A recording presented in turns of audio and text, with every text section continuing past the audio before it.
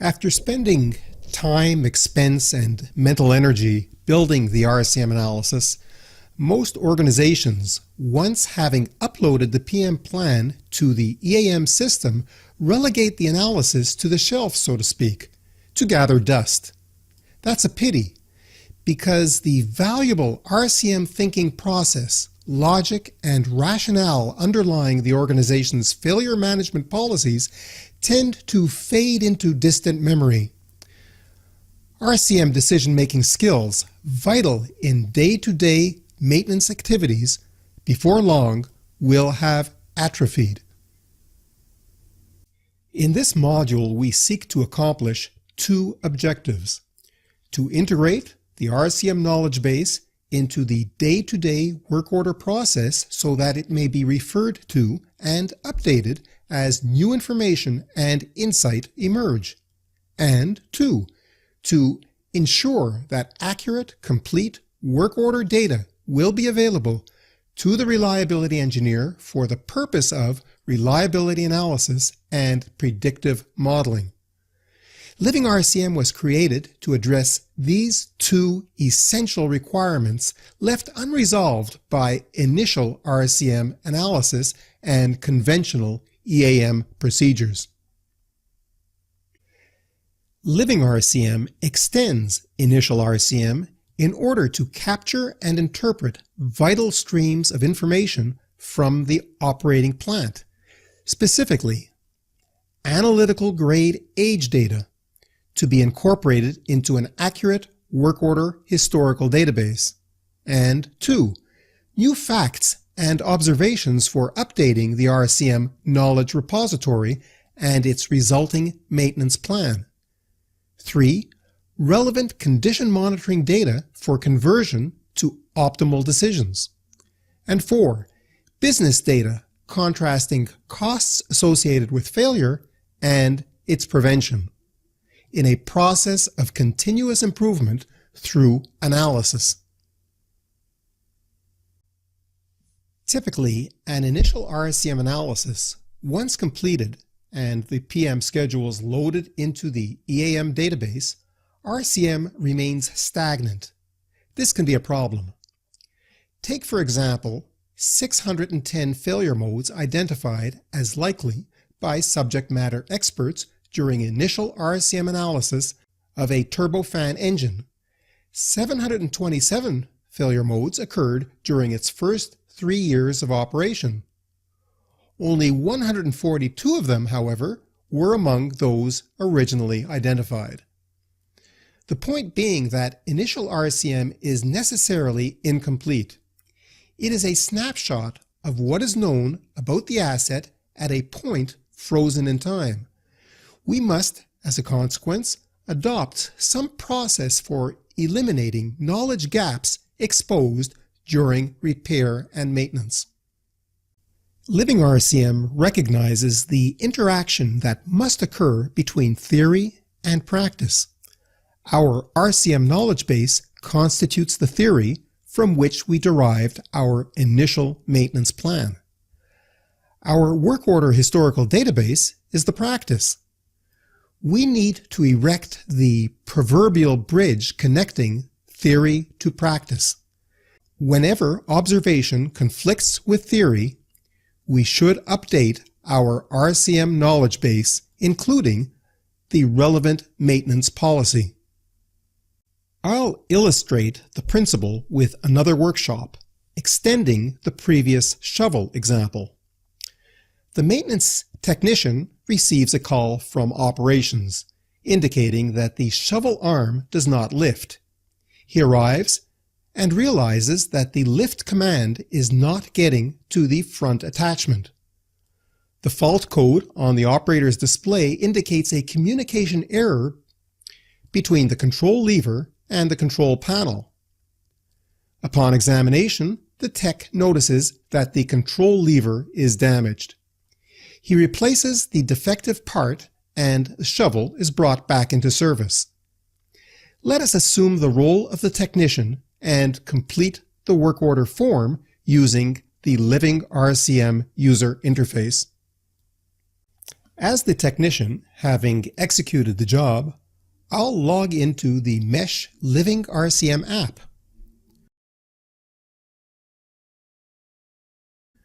From the opening screen, I'll hit DAS, which stands for Downtime Administration System. This is a table of open work orders. I'll filter on my work order code and hit the LRCM icon. We arrive at the Living RCM work order user interface. I can search for the failure mode by drilling down into the system, component, function, and so on, but an easier way would be to enter a few characters into the search box. Let's try lever and hit the search button. The tree expands, spotlighting the paths to all failure modes containing the search string lever. There are several hits, but we quickly recognize the failure mode we're looking for. Just to make sure, as the technician, I'll right-click it and select View.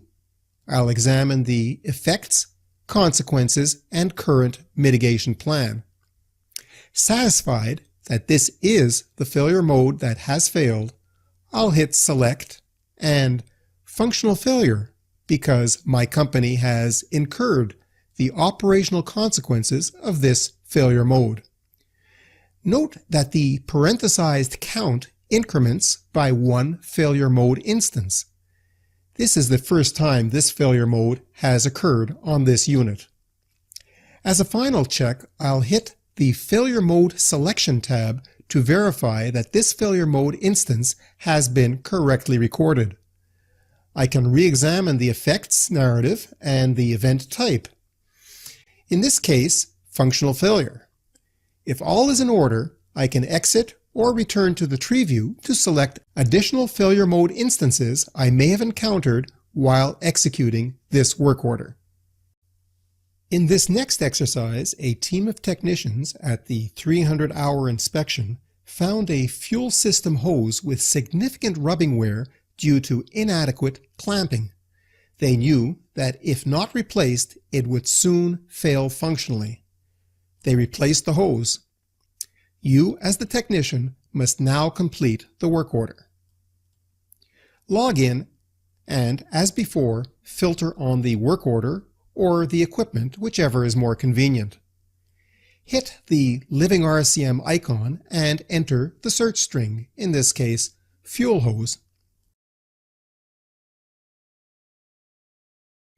Right-click the failure mode and hit View, as we did in the previous exercise. But this time, there is something different. An image gallery associated with the failure mode illustrates three different ending event types. The first image illustrates a suspension, but our hose has significantly more damage than this. The second shows a functional failure. The hose in this image would not meet the required containment function, but our hose is still performing that function.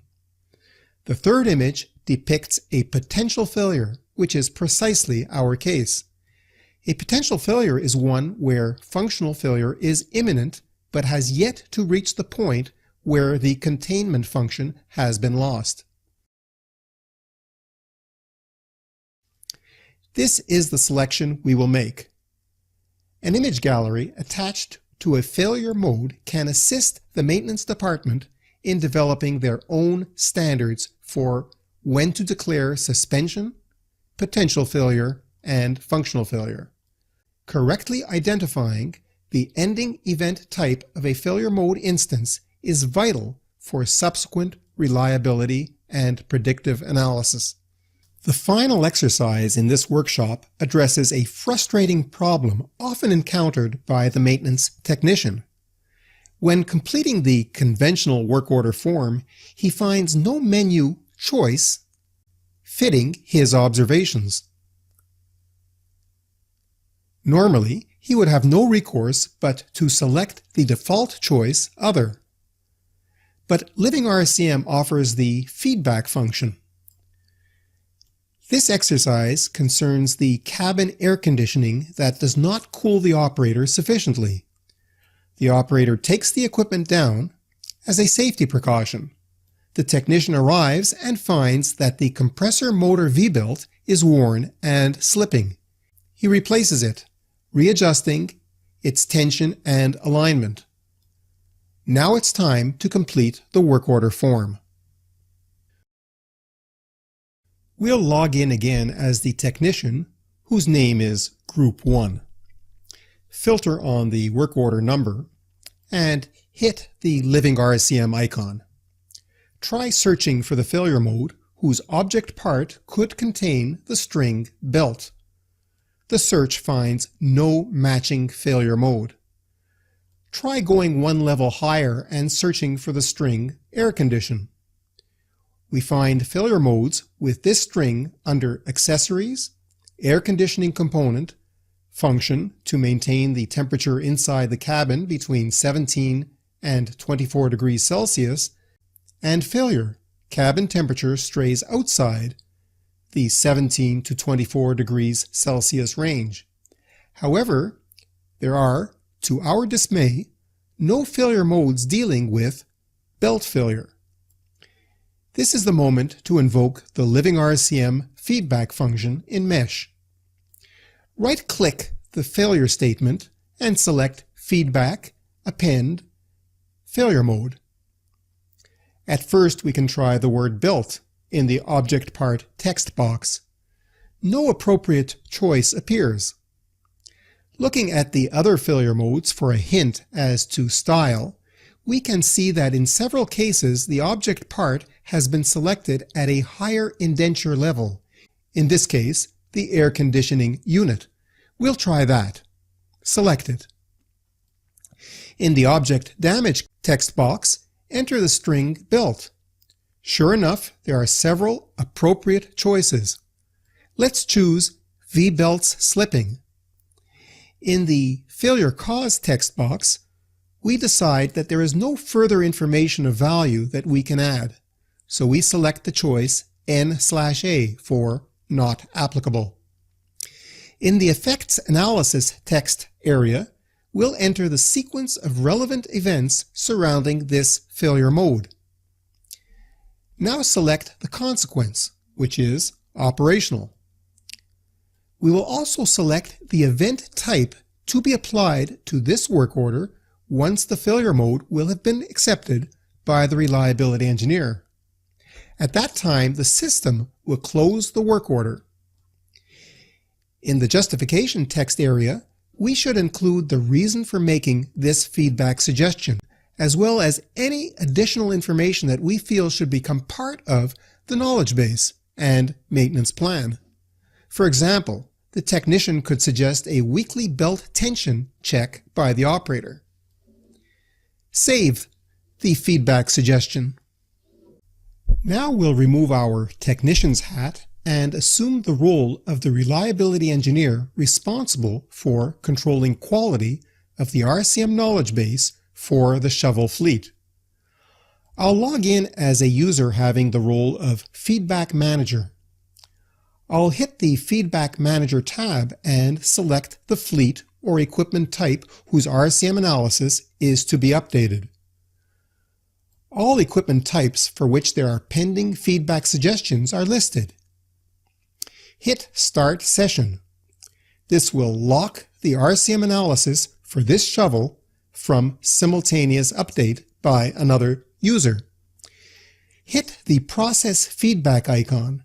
The tree view of the knowledge base is displayed in the left panel of the relevant node, and the relevant node is highlighted in bold lettering. The justification for the proposed update is displayed. Hit Next. The reliability engineer, prior to acceptance, may edit the proposal. Once he hits the Approve button, the RCM knowledge tree will be updated automatically and the work order from which the feedback was submitted will be closed. We have demonstrated a mechanism for closing the knowledge loop in order to continuously improve the RCM analysis, which arguably is the most important intellectual asset in the maintenance organization. Having exercised the Mesh Knowledge Feedback System, we'll consult the analytics dashboards to examine the overall performance of our knowledge update process. Here we can monitor improvements to the RCM knowledge base. Hit the Knowledge Management sheet of the RCM dashboard. There are 5 visualization objects on this sheet: the total number of feedback suggestions to date, a pie chart that breaks down RCM updates by whether a failure mode or other element in the RCM tree was modified, deleted, or appended, a line chart showing RCM recommendations month by month, a stacked bar chart displaying the status of feedbacks by each contributor, a list of equipment whose knowledge has been updated, which also acts as a filter, and a list of failure modes added to the RCM tree. This exercise requires us to answer 3 questions. How many feedback suggestions were there requesting a modification to a failure mode? Which equipment had received the most suggestions to modify a failure mode? Who contributed the most feedback suggestions overall? To answer question 1, we'll hover over the purple slice of the pie chart and read 21 suggestions for modifying a failure mode. Click on the purple slice and hit the check mark to lock in the filter. That allows us to answer question 2. Examine the table sorted by decreasing order and read 5 for the Emergency Shutdown System, or ESD. Now clear all the filters by hitting X on the black bar. For question 3, read the user's name adjacent to the highest bar in the bar chart. Let's summarize the role of Living RCM. Living RCM inserts a missing yet vital block in the conventional maintenance process. Here is the textbook maintenance process, which we can describe as identify, plan, schedule, and execute maintenance work. Inevitably, there will be unscheduled failure events requiring immediate attention. While all this is happening, the maintenance engineer attempts to analyze and improve reliability by monitoring condition data from the physical plant. However, there is a missing block in most organizations, without which there can be no analyzable age data for correlation with the CBM data. The missing element is Living RCM that ensures both analyzable grade age data from the work order and continuous RCM knowledge growth. This concludes the Living RCM module.